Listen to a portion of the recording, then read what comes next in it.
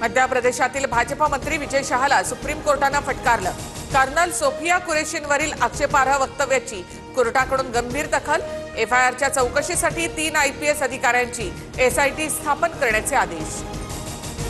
8 आणि 9 मे रोजी सुवर्ण मंदिरावर हल्ल्याचा पाकिस्तानचा डाव उधळला।